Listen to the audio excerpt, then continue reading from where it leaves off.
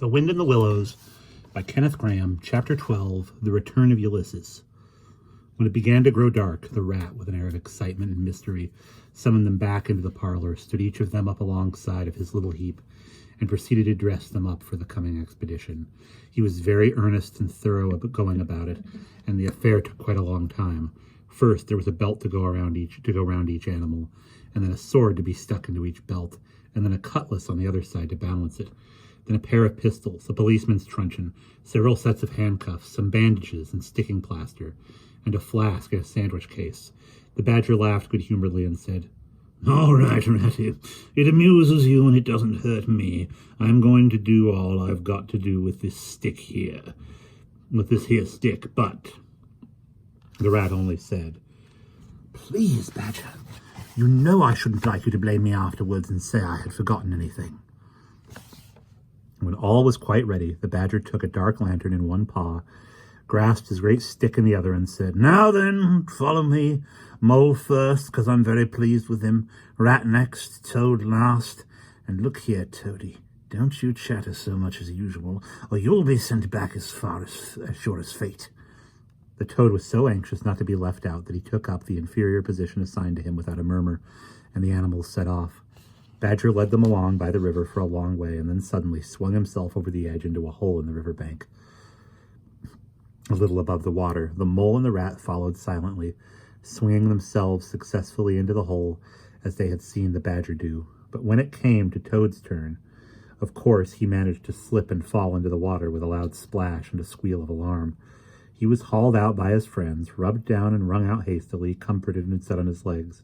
But the badger was seriously angry, and told him that the very next time he made a fool of himself, he would most certainly be left behind. So at last they were in the secret passage, and the cutting-out expedition had really begun.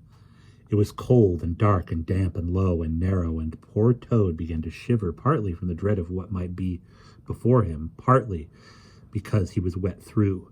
The lantern was far ahead, and he could not help lagging behind a little in the darkness. Then he heard the rat call out warningly, "Come on, Toad!"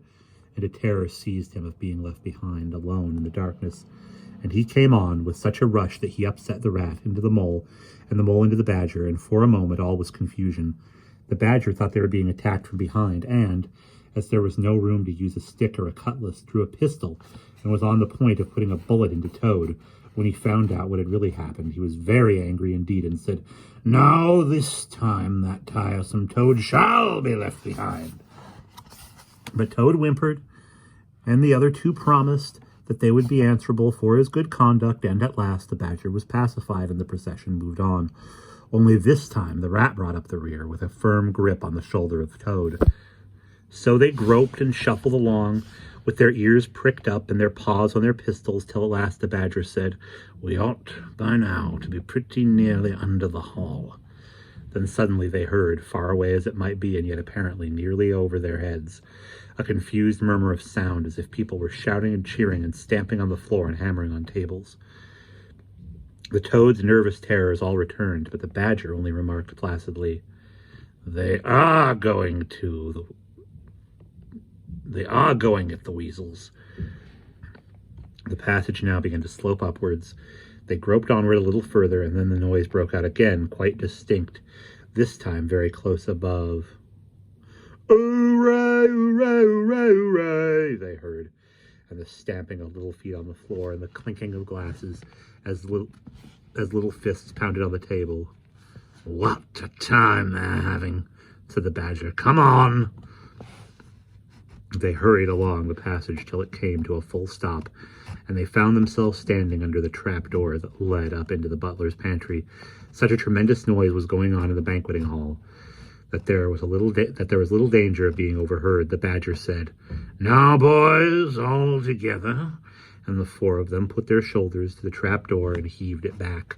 Hoisting each other up, they found themselves standing in the pantry with only a door between them and the banqueting hall, where their unconscious enemies were carousing. The noise as they emerged from the passage was simply deafening. At last, as the cheering and hammering slowly subsided, a voice could be made out to be saying, "Well, I do not propose to detain you much longer," great applause, "but Before I resume my seat, renewed cheering, I should like to say one word about our kind host, Mr. Toad. We all know Toad. Great laughter.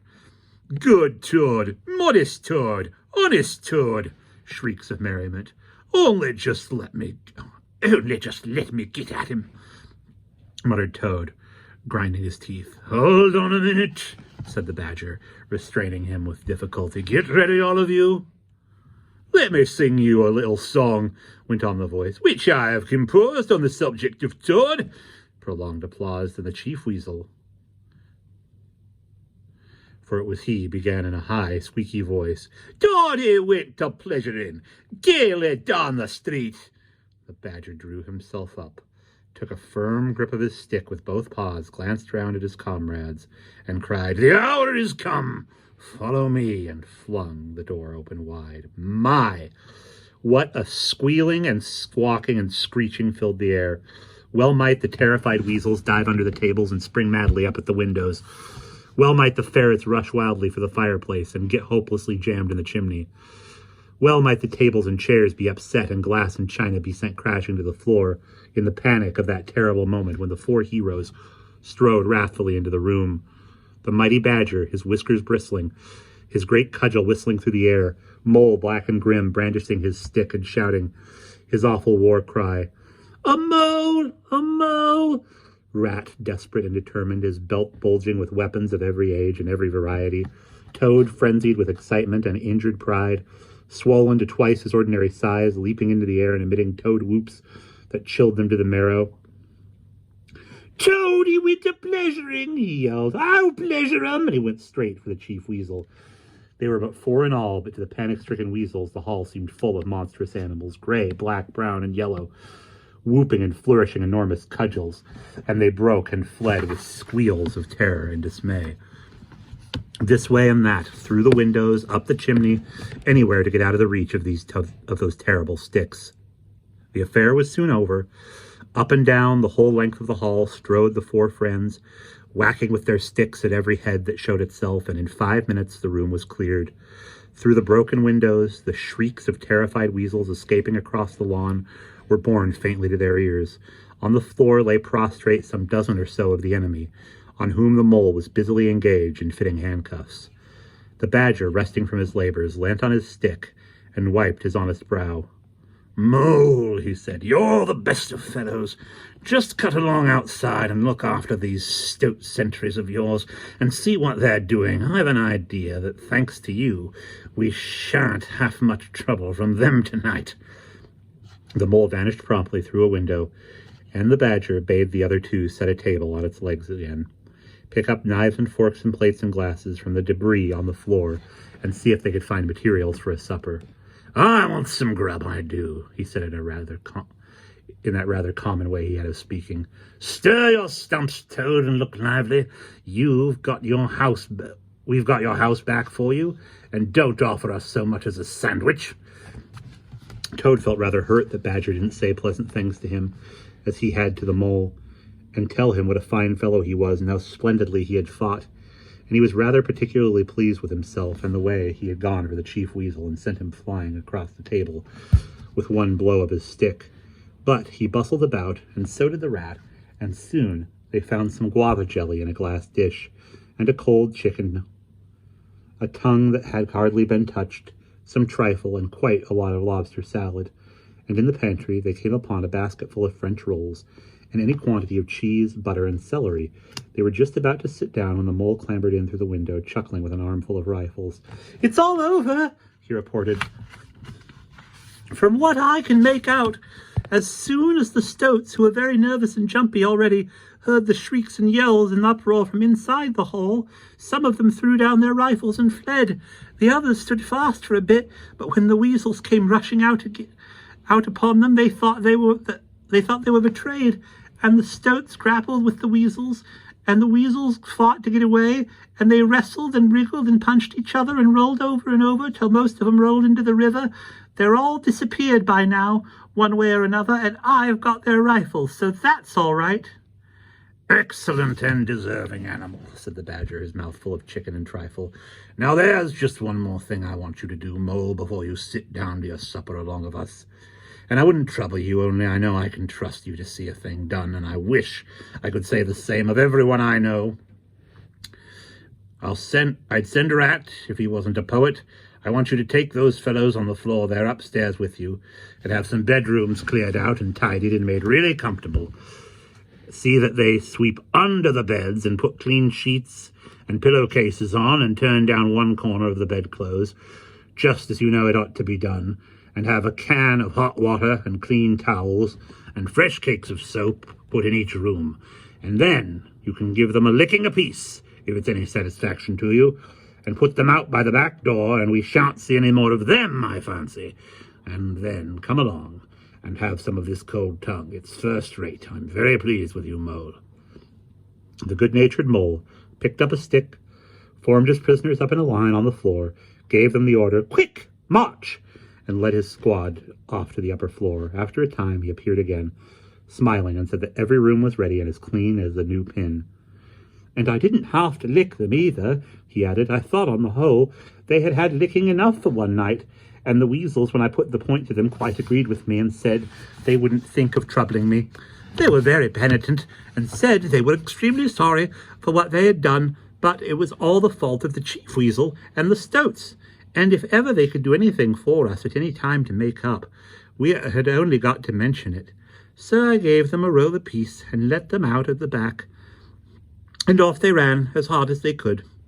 Then the Mole pulled his chair up to the table and pitched into the cold tongue, and Toad, like the gentleman he was, put all his jealousy from him and said heartily, "Thank you kindly, dear Mole, for all your pains and trouble tonight, and especially for your cleverness this morning." The Badger was pleased at that, and said, "There spoke my brave Toad."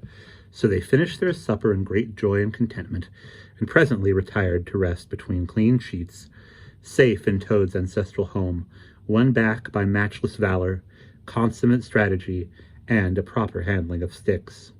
The following morning, Toad, who had overslept himself as usual, came down to breakfast disgracefully late, and found on the table a certain quantity of eggshells, some fragments of cold and leathery toast, a coffee pot 3/4 empty, and really very little else, which did not tend to improve his temper, considering that, after all, it was his own house.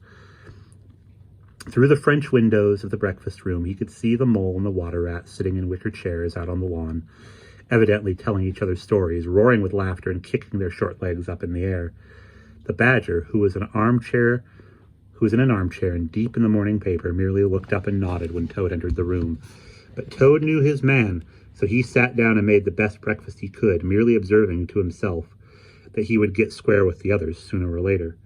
When he had nearly finished, the Badger looked up and remarked shortly, "I'm sorry, Toad, but I'm afraid there's a heavy morning's work in front of you. You see, we really ought to have a banquet at once to celebrate this affair. It's expected of you. In fact, it's the rule." "Oh, all right," said Toad readily. "Anything to oblige, though why on earth you should want to have a banquet in the morning I cannot understand. But you know I do not live to please myself, but merely to find out what my friends want and then try to arrange it for them, you dear old Badger." "Don't pretend to be stupider than you really are," replied the Badger crossly, "and don't chuckle and splutter in your coffee while you're talking. It's not manners. What I mean is, the banquet will be at night, of course, but the invitations will have to be written and got off at once, and you've got to write 'em. Now sit down at that table. There's stacks of letter paper on it, with Toad Hall on the top in blue and gold, and write invitations to all our friends, and if you stick to it, we shall get them out before luncheon. And I'll bear a hand, too, and take my share of the burden. I'll order the banquet." "What?" cried Toad, dismayed. "Me stop indoors and write a lot of rotten letters on a jolly morning like this when I want to go around my property and set everything and everybody to rights and swagger about and enjoy myself? Certainly not. I'll see you. Stop a minute, though. Why, of course, dear Badger. What is my pleasure or convenience compared to that of others? You wish it done, and it shall be done. Go, Badger, order the banquet, order what you like. Then join our young friends outside in their innocent mirth, oblivious of me and my cares and toils. I sacrifice this fair morning on the altar of duty and friendship." The Badger looked up at him suspiciously, but Toad's frank, open countenance made it difficult to suggest any unworthy motive in this change of attitude. He quitted the room accordingly in the direction of the kitchen, and as soon as the door had closed behind him, Toad hurried to the writing table. A fine idea had occurred to him while he was talking. He would write the invitations, and he would take care to mention the leading part he had taken in the fight, and how he had laid the Chief Weasel flat, and he would hint at his adventures, and what a career of triumph he had to tell about.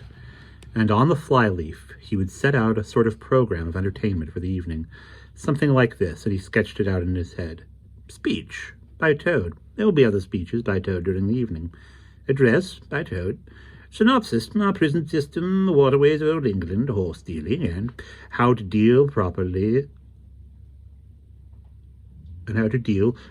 its rights and its duties, back to the land, typical English squire. Song by Toad, composed by himself.